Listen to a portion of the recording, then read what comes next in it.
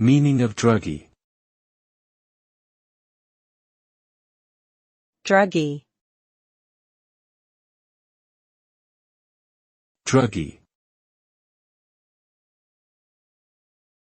Druggie. Druggie. The term druggie is a colloquialism used to describe someone who regularly uses drugs, particularly those that are illegal or considered harmful.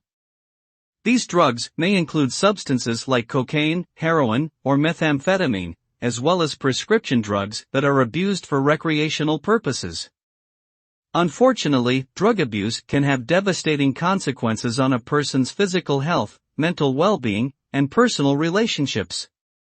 Chronic drug use can lead to addiction, overdose, and even death. Seeking treatment and support from healthcare professionals and loved ones is crucial for those struggling with drug dependence.